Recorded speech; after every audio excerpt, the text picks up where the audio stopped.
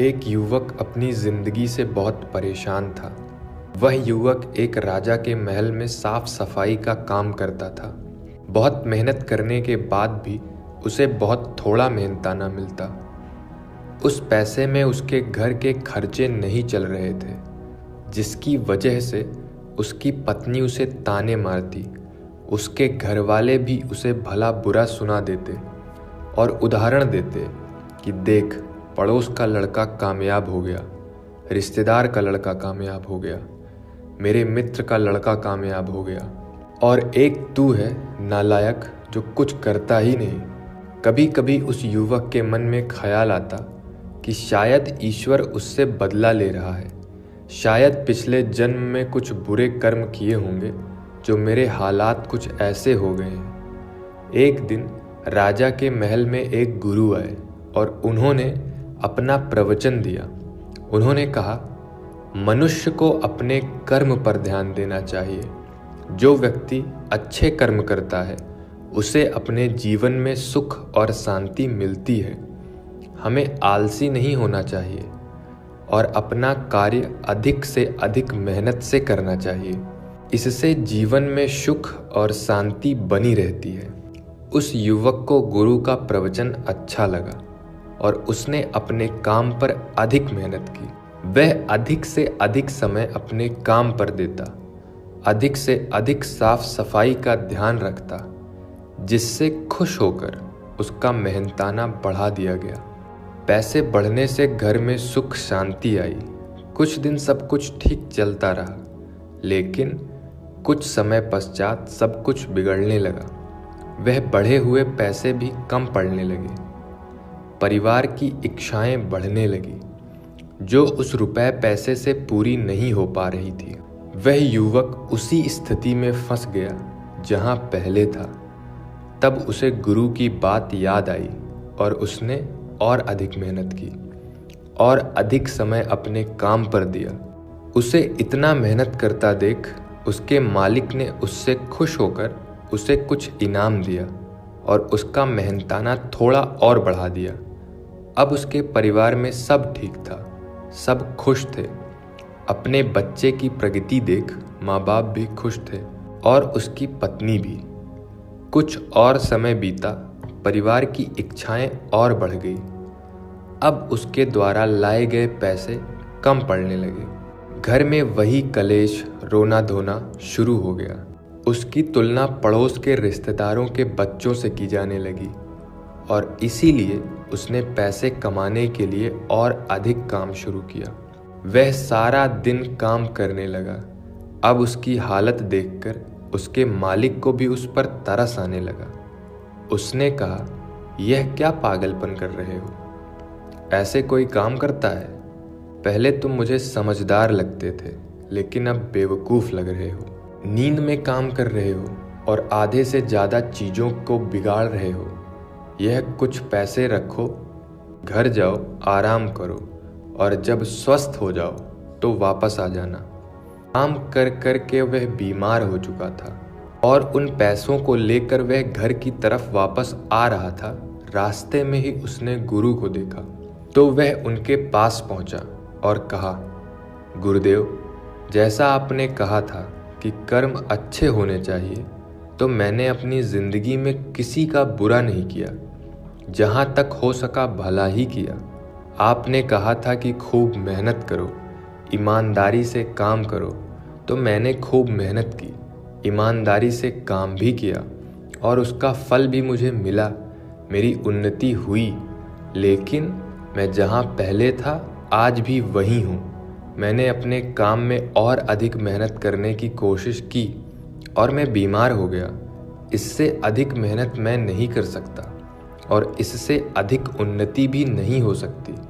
मैं जहाँ कल खड़ा था आज भी वहीं खड़ा हूँ। अच्छा होना, सबका भला सोचना, बुरे काम न करना क्या गलत है, जो मुझे इतना दुख झेलना पड़ रहा है? गुरु ने कहा, हम अपनी सुखों को छोड़ दुखों को ही देखते रहते हैं। क्या तुम्हारे माँ बाप हैं? क्या तुम्हारी पत्नी है? क्या तुम्हारा बच्चा भी है? तुम्हारे पास एक छोटा घर भी है? ये सब तो मेरे पास है, गुरु ने कहा। पता है, कुछ लोगों के पास माँ बाप नहीं है, तो कुछ के पास उनकी पत्नी या बच्चे नहीं रहे, तो कुछ ऐसे भी हैं जो भूख से तड़प रहे हैं। उन्हें एक समय का भोजन भी मिलना मुश्किल है, और एक छोटा घर तो दूर की बात है। क्या तुम्हारे दुख उनसे बड़े हैं? मेरी नज़र से देखो तो तुम बहुत सुखी हो। युवक ने कहा, तो क्या मुझे यहीं रुक जाना चाहिए और अधिक की कामना और इच्छा नहीं करनी चाहिए, और हमेशा अपने परिवार को और अपने आप को ऐसे ही हालात में रखना चाहिए? यह सोचकर कि मुझसे नीचे कुछ लोग दुख में हैं, तो उनके मुकाबले मैं सुखी हूँ, गुरु ने कहा। बिल्कुल नहीं। अपनी उन्नति करो, साथ में लोगों की उन्नति करो, परिवार की उन्नति करो। उन्नति होना आवश्यक है, लेकिन दुखी होकर उन्नति नहीं की जा सकती। आप सही कहते हैं, लेकिन अगर मैंने अपने काम में और अधिक मेहनत की तो मैं मर जाऊंगा। शरीर की एक क्षमता होती है और उससे अधिक कार्य नहीं कर सकता। गुरु ने कहा, आओ मेरे साथ, तुम्हें कुछ दिखाना है। गुरु युवक को एक रास्ते पर लेकर गए, जो रास्ता राजा के महल तक जाता था, और उस युवक को रास्ते के बीच खड़ा कर उस युवक के चारों ओर एक घेरा बना दिया और कहा, तुमने इस घेरे के अंदर खूब मेहनत करनी है और राजा के महल तक पहुंच जाना है। याद रहे, घेरे से बाहर नहीं जाना है, रेखा टूटनी नहीं चाहिए। युवक ने कहा, गुरुदेव, यह कैसे संभव हो सकता है? मैं चाहे घेरे के अंदर कितनी भी भागदौड़ करूं, सालों तक, जन्म भर यहाँ कुछ भी करता रहूं, फिर भी मैं यहीं का यहीं रहूंगा, महल तक नहीं पहुंच पाऊंगा। उसके लिए मुझे महल की रास्ते पर एक घेरे को तोड़कर इस रेखा को लांघकर आगे बढ़ना ही होगा। गुरु ने कहा, अच्छा तो ठीक है, इस घेरे को तोड़ दो, मैं यहीं बैठा हूँ, तुम जाओ और महल की दीवार को छूकर वापस आ जाओ। यहाँ से महल का रास्ता 6 घंटे का है, तुम्हें वापस आने में 12 घंटे लग जाएंगे, तो मैं यहीं बैठकर तुम्हारा इंतज़ार करूँगा। युवक ने कहा, ठीक है गुरुदेव, जैसा आप कहें। युवक वह घेरा तोड़कर महल की ओर चल पड़ा। गुरु वही पेड़ के नीचे बैठ गए और युवक 6 घंटे में ही वापस लौट आया और कहा, गुरुदेव, मैं महल की दीवार को छूकर वापस आ गया। गुरु ने कहा, झूठ बोलते हो तुम, महल तो तुम गए ही नहीं, रास्ते से ही वापस आ गए। 12 घंटे का रास्ता कोई 6 घंटे में कैसे तय कर सकता है? युवक ने कहा, मैं सच कह रहा हूँ, झूठ नहीं बोल रहा। मैं तेज चल कर गया और वापस दौड़ते हुए आया हूँ। गुरु और युवक की बात सुनकर कुछ लोग वहां पर आ गए, और जब उन लोगों ने सुना इस युवक ने 12 घंटे का रास्ता 6 घंटे में पूरा कर लिया, तब उन्हें विश्वास नहीं हुआ और उन्होंने युवक से कहा, तुम झूठ बोल रहे हो। अगर तुम सच बोल रहे हो तो तुम दोबारा जाकर वापस आकर दिखाओ। युवक ने कहा, आज मैं थक गया, कल मैं अवश्य तुम्हें यह करके दिखाऊंगा। अगले दिन के लिए बात रख ली गई। अगले दिन फिर से युवक और गुरु और वह सब लोग वहां उपस्थित हुए। एक व्यक्ति को महल की दीवार के पास खड़ा कर दिया गया और उसे एक निशानी दे दी गई, जिसे लेकर उस युवक को वापस आना था। युवक फिर से उस रास्ते पर चल पड़ा और इस बार वह 6 घंटे की जगह 5 घंटे में ही वापस आ गया। किसी को विश्वास नहीं हुआ, सब ने उसे निशानी दिखाने के लिए कहा। उसने महल के पास से लाई हुई निशानी दिखा दी। लोग बड़े हैरान हुए और उसकी बहुत प्रशंसा करने लगे। कई लोगों ने उसे अपने यहाँ काम करने का न्योता दिया और कहा, हमें तुम्हारे जैसे ही युवक की आवश्यकता है। तुम बहुत मेहनती हो, ईमानदार हो और फुर्तीले हो। जितना मेहनताना अब तुम्हें मिल रहा है, हम उसका 4 गुना देंगे। कोई उस युवक को 5 गुना, तो कोई उस युवक को 6 गुना मेहनताना देने के लिए तैयार था। वह युवक बड़ा खुश हुआ। उसने गुरु से कहा, गुरुदेव, यह क्या हो रहा है? गुरु ने कहा, एक सीमित दायरे के अंदर काम करते रहोगे तो तुम कितनी भी मेहनत करो, कुछ भी करो, बार बार मेहनत करो, तो भी तुम एक सीमित उन्नति ही कर सकते हो। उससे आगे तुम नहीं बढ़ सकते।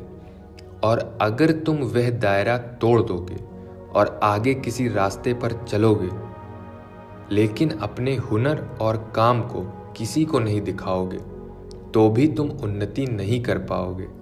जैसे पहले तुम अकेले जाकर महल की दीवार छूकर वापस आ गए तो किसी को विश्वास नहीं हुआ, लेकिन जब यही काम तुमने जोर शोर से किया, चिल्ला कर किया, दूसरों को दिखा कर किया, तब तुमने अपने लिए उन्नति के रास्ते खोल दिए। और अब तुम्हारे पास कई मौके हैं। तुम कहीं भी जा सकते हो, लेकिन जहां भी जाओ अपने आप को किसी दायरे में मत बांध लेना। युवक ने गुरु से कहा, क्या कोई और मार्ग भी है? गुरु मुस्कुराए और गुरु ने कहा, हाँ है एक मार्ग, थोड़ा कठिन है, क्या चल सकोगे? युवक ने कहा, हाँ अवश्य, आप मार्ग दिखाएं तो अवश्य चलूंगा।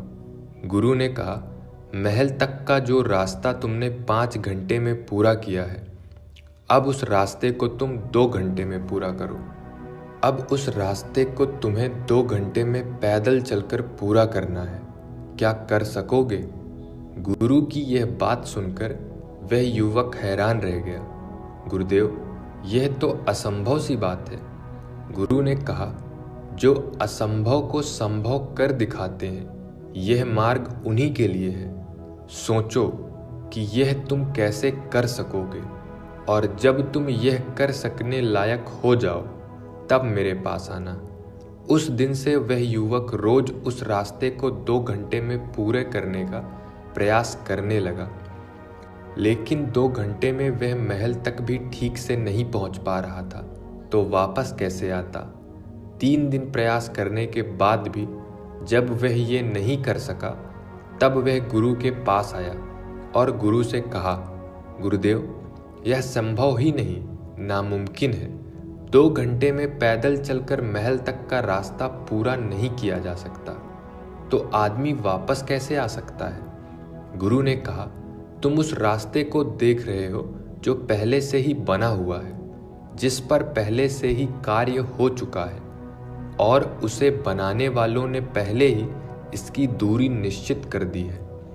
उस रास्ते पर तुम कितनी भी मेहनत करो, एक हद तक ही अपने लिए प्रयास कर सकोगे, और जिन्हें जल्दी सफ़र तय करना है वह अपने लिए रास्ते खुद बनाते हैं, दूसरों के रास्तों पर नहीं चलते।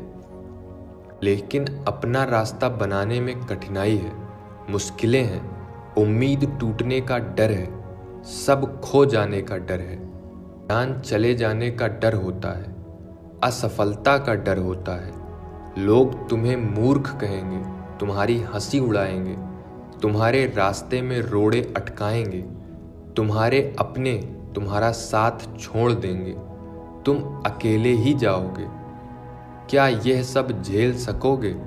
जो इन सब चीज़ों को झेल लेता है वही कामयाबी पाता है, और लोग तुम्हारे पीछे उस रास्ते पर चल पड़ते हैं। युवक ने कहा, गुरुदेव, चाहे जो हो जाए, मैं महल तक का रास्ता 2 घंटे में पार करके ही रहूँगा।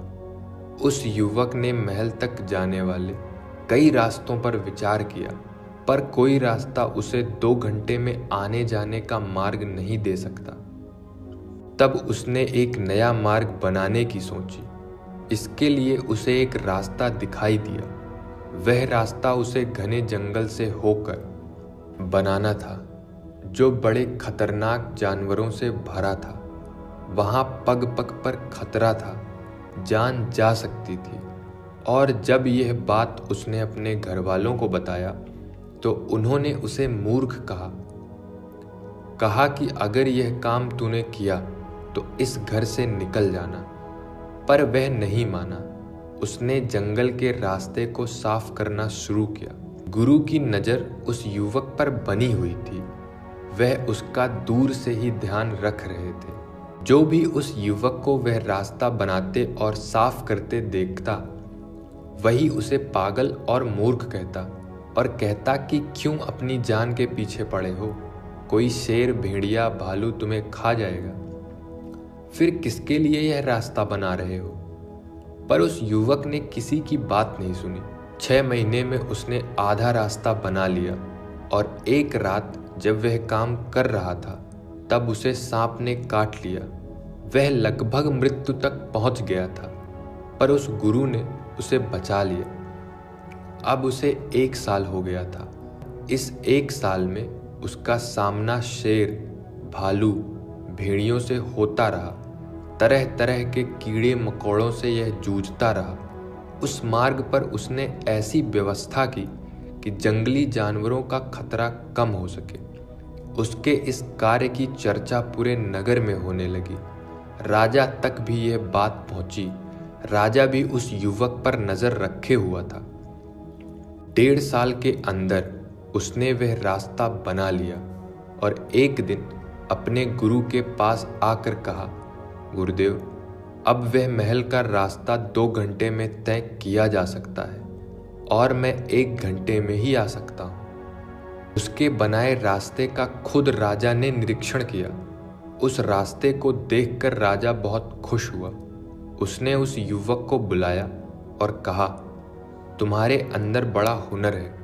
तुमने बहुत अच्छे तरीके से रास्ता बनाया है और वह भी अकेले।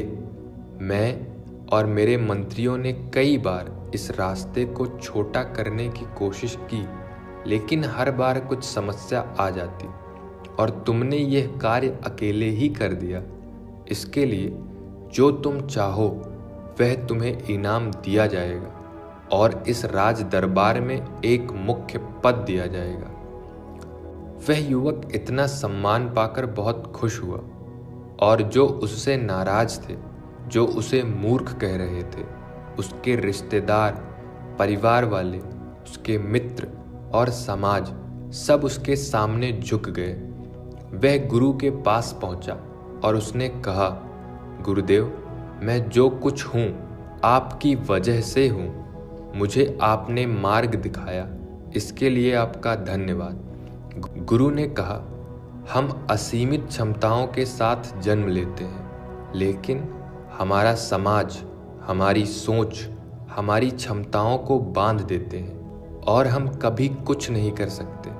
कुछ बड़ा सोचने में ही हमें कठिनाई महसूस होती है, डर लगता है। हम हमेशा दूसरों के पीछे चलना चाहते हैं, जीवन में सुगमता और आसानी ढूंढते हैं। चुनौतियां लेने में डर लगता है, पर देखा जाए तो यह कठिनाइयां, चुनौतियां, डर, मुसीबतें, दुख सब मंजिल तक पहुंचाने के लिए जिम्मेदार हैं। इनके बिना किसी मंजिल पर नहीं पहुंच सकते।